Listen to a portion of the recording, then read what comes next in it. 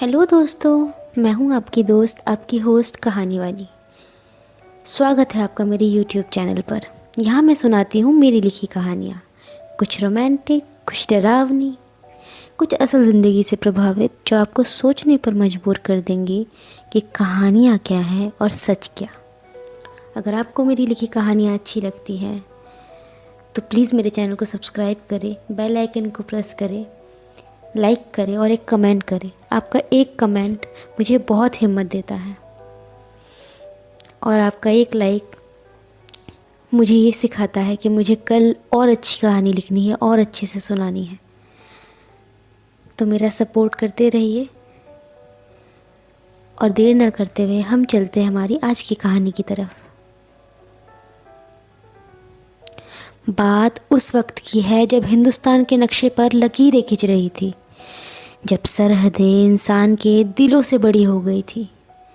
भारत के जिस्म से कई टुकड़े जुदा हो रहे थे। उन्हीं में से एक टुकड़े का नाम था बांग्लादेश। और उस जुदाई के बाद न जाने कितने ही बंगाली अपने ही वतन में पराए हो गए, रिफ्यूजी कहलाए। कुछ उस पार रह गए, कुछ बेदिली से मार दिए गए, कुछ अपने परिवार को लेकर सब कुछ छोड़कर इस ज़मीन पर आ गए। क्यों? क्योंकि जान भी तो चाहिए। जान मान से बड़ा क्या होता है।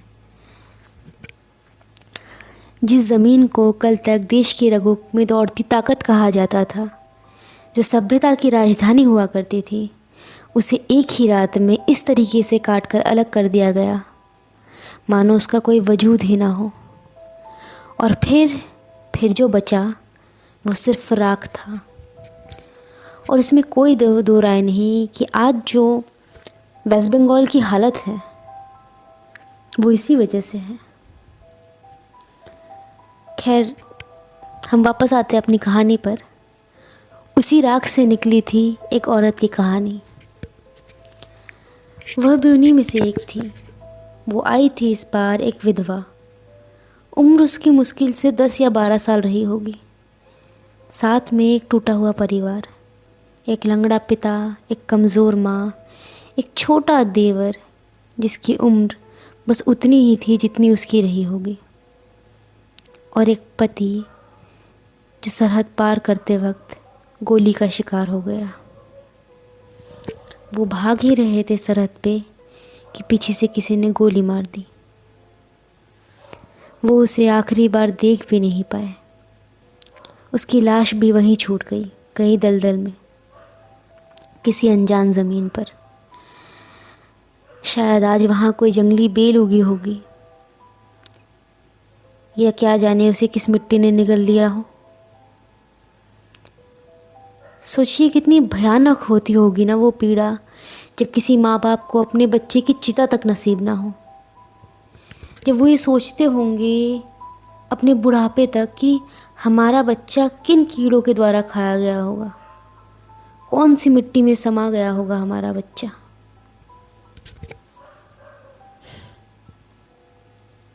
न जाने उसे मौत के बाद सुकून मिली भी होगी कि नहीं।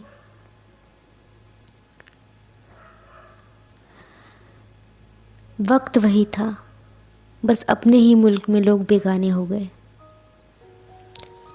और उन्हीं दिनों वो छोटी सी विधवा अपने परिवार के साथ कैंप से कैंप भटकती रही। कभी इस कैंप, कभी उस कैंप। खाने के लाले पड़े, बीमारी ने दस्तक दी। आखिरकार किस्मत उन्हें उत्तराखंड के पहाड़ियों में ले आई। कांग्रेस ने वादा किया था यहाँ उन्हें घर मिलेगा।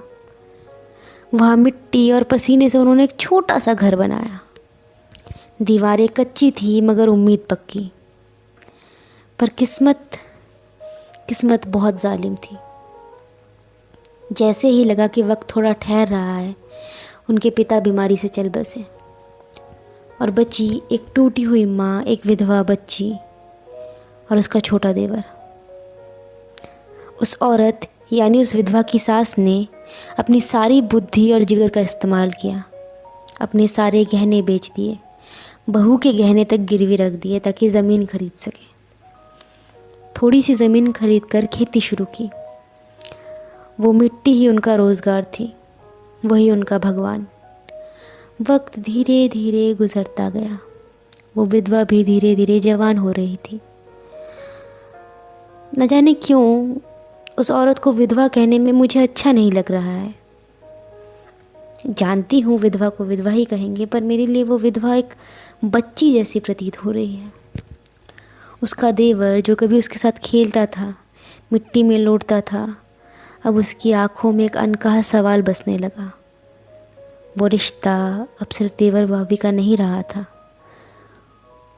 वो बस दो जिंदगियों की बेआवाज़ मोहब्बत थी, जिसे न समाज ने इजाज़त दी और न परिवार ने। जब सास को ये बात पता चली तो वो चिल्ला उठी। उन्होंने एक ज़ोरदार चांटा मारा उस विधवा को और कहा, मैं अपने इकलौते बेटे को एक विधवा से नहीं ब्याहूंगी, कभी भी नहीं। मैं एक विधवा के कोख से जने बच्चे को अपना पोता कभी नहीं मानूंगी। उसने उस लड़के को कसम देकर उसकी शादी करा दी, उसी विधवा की छोटी बहन से। मगर तब तक बहुत देर हो चुकी थी। वो दोनों दूर नहीं रह पाए थे। उनके बीच वो सब कुछ हो चुका था जो एक पति पत्नी के बीच होता है। मगर उनके मन में पाप नहीं था, बस एक उम्मीद थी कि हम शादी करेंगे। पर वक्त ने एक बार फिर से उन्हें ठुकरा दिया। शादी के बाद वो विधवा अपने सूने जीवन में लौट गई। मिट्टी, खेत, अकेलापन, यही उसकी ज़िंदगी बन गई। देवर अब दोस्त नहीं रहा था। वो भी क्या करता, मजबूर था, क्योंकि वो अब किसी और का था।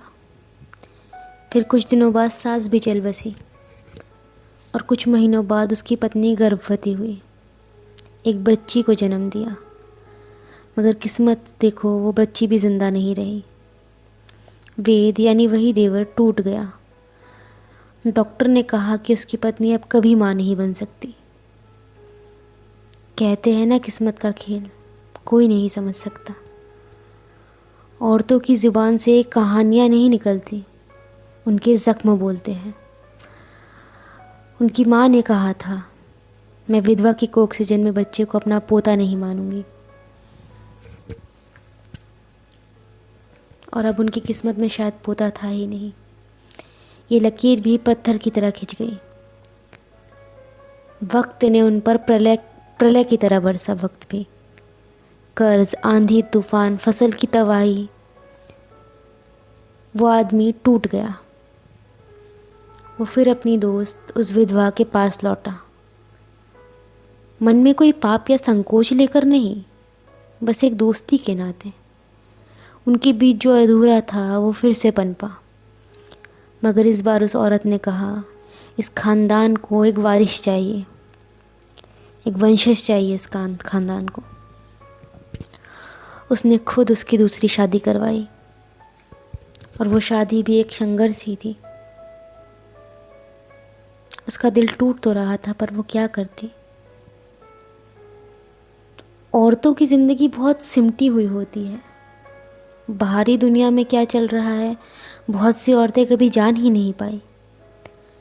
हम जिन अधिकारों को लेकर अधिकार करते हैं, मैं तब चौकन्नी रह जाती हूँ जब मैं देखती हूँ मेरे ही परिवार की औरतों को कोई इल्म भी नहीं कि ऐसे अधिकार भी हो सकते हैं। उन्हें ज़्यादतियाँ भी आम लगती हैं। बच्चे हुए उनके, फिर दूसरी शादी से बच्चे हुए, 2 बेटे 2 बेटियाँ। मगर जब छोटी बेटी 1 बरस की हुई तो कैंसर ने उसे छीन लिया।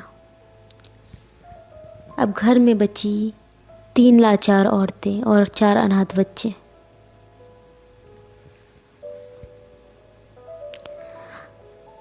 थोड़ी सी ज़मीन थी वो भी गिरवी, उस पर मुकदमा चल रहा था। घर में अनाज नहीं, चूल्हा ठंडा और उम्मीद बस सांस भर जितनी। आखिरकार जब औरत ने देखा कि कोई मदद करने नहीं आ रहा तो उस विधवा औरत ने अपनी आंचल की गिरह कसी और कहा, अब किसी मर्द का इंतज़ार नहीं करेंगे। वो खुद उठी, मुकदमा लड़ा, जीती, कर्ज चुकाया, ज़मीन वापस ली, खेत जोते, फसल उगाए, बच्चों को पढ़ाया, शादियाँ कराई। ये सब सुनने में कितना आसान लगता है ना, जीने में उतना ही मुश्किल था। उस घर में एक सदी काटी थी 3 औरतों ने अकेले, जिनमें 3 औरतें रही। वो घर किसी तपोवन से कम नहीं था, क्योंकि वहाँ हर खामोशी में एक कुर्बानी छिपी थी। हमारे समाज में औरतों की जवानी और ज़रूरतों की कोई परिभाषा ही नहीं होती। मैं जानती हूँ कि औरतों की ज़रूरतें कोई गुनाह नहीं है, मैं भी एक औरत हूँ और मैं ये चीज़ समझती हूँ, पर सिखाया किया जाता है हमारे यहाँ की औरतों को कि खुद को मिटा देना ही परंपरा है।